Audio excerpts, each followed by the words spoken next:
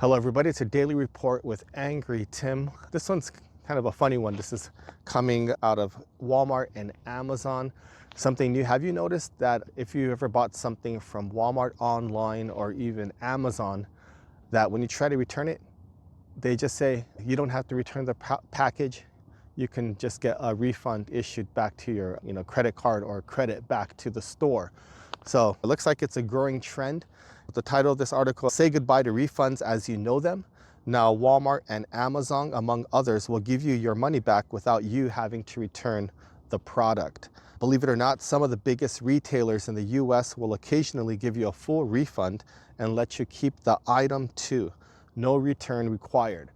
It's a little known policy that feels almost too good to be true, but for these companies, it actually makes financial sense.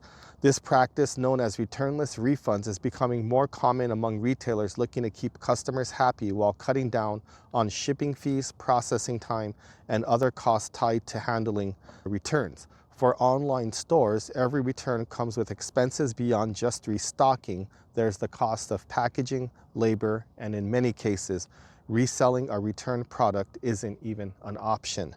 Companies like Amazon and Walmart have decided that some items just aren't worth the trouble to take back. Take a $20 t-shirt, for example. It might cost $30 just to ship and process the return, making the whole process a money-losing operation. The same goes for certain disposable products or medications that legally can't be put back on the market. In cases like these, it's simply cheaper and easier to let the customer keep the item and issue a refund. Retail experts say that returnless refunds aren't applied across the board, but rather used selectively, usually for low-cost products or items that don't have a strong resale value. While it might sound like a retailer's generosity at work, make no mistake, this is a business decision aimed at saving money while keeping customers coming back for more. You have to go to customer service or returns. You have people working there and they have to get your receipt, they have to scan the item, give you your refund, and then they have to throw it in the back, stock house area. And then someone has to go through all of the items to make sure, all the pieces are there, everything's working right. And then they can, I guess some places will put it like on a clearance rack where it's an open box, but hopefully all the pieces are in there. If it's like a returned electronic item, the cables, the plugs, everything, instruction manuals are all there. I know a lot of people buy like store returns from Costco and Amazon, and then they'll sell it online too. So I guess there's another third-party business that makes a lot of money from the store returns. But if they're stopping this, I wonder how they're going to lose their supply of goods to sell, right? If the stores aren't getting the returns like they used to. I know they were selling like pallets of like Home Depot returns, and it's just random things. I don't even think they even check them for working or not. So you might just get a whole box of tools and half of them might not even work, but some work. But I guess in the end, enough of them work that you make a profit, but it's kind of a gamble. Okay, the mystery behind returnless refunds. Retailers might not be shouting it from the rooftops, but some customers are getting their money back without having to return their purchases. While this practice isn't exactly a top secret strategy, the specifics of when and why it happens remains a bit of a mystery. Even though most brands don't spell out these policies on their website, and avoid return fraud, returnless refunds are quietly becoming more common in certain parts of the retail world. Amazon, which has been using this approach for years, decided to expand the option even further. In August last year, the e-commerce giant announced that third-party sellers using its fulfillment services in the US could also offer returnless returns. This means that for purchases under $75, sellers could choose to issue a refund without requiring customers to send the item back. It's a move designed to streamline operations, reduce costs, and keep customers happy, all while making returns as hassle-free as possible. So while companies aren't exactly handing out free stuff, they are making calculated decisions on when a return just isn't worth the trouble. I've done this a lot, especially on eBay. Sometimes I find stereo or speakers that I would sell on eBay, and you'd have to, the box is huge. You have to pack it with foam and bubble wrap. And then you could only ship those usually UPS or FedEx because they're so huge. And it's sometimes $40 or $50 to ship, large stereo system or speakers.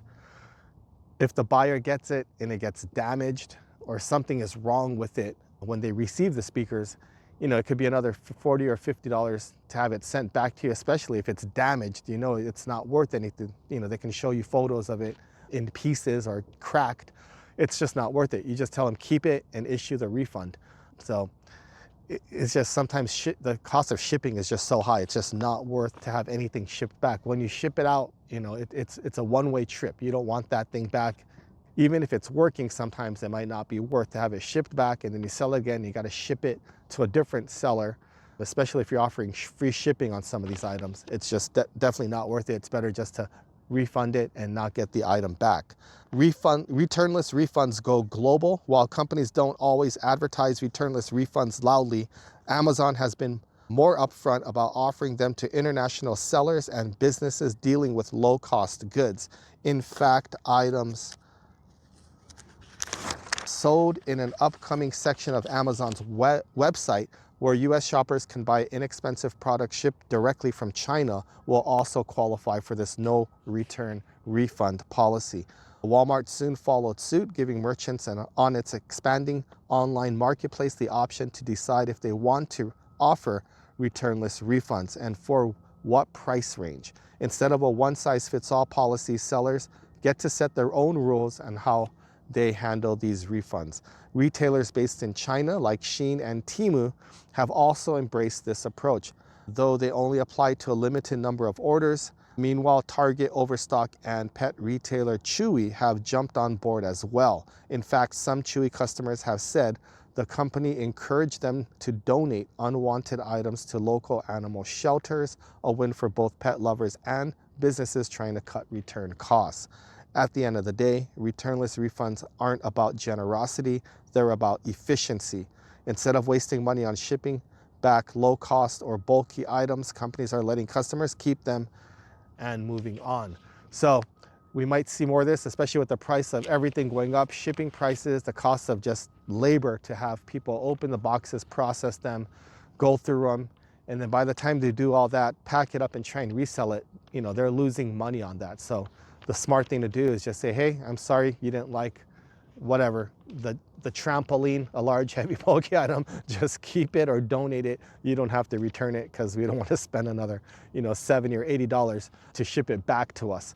So that's something new, something you might be seeing more of. Maybe you've had some items that you got to keep and you got the refund also and you didn't have to return anything. Let me know in the comments if you had anything recently that you bought and tried to return and they simply said, you know what, keep it, you're gonna get your refund, but we don't want that item back. That's all I have for you today. Your friend, Angry Tim.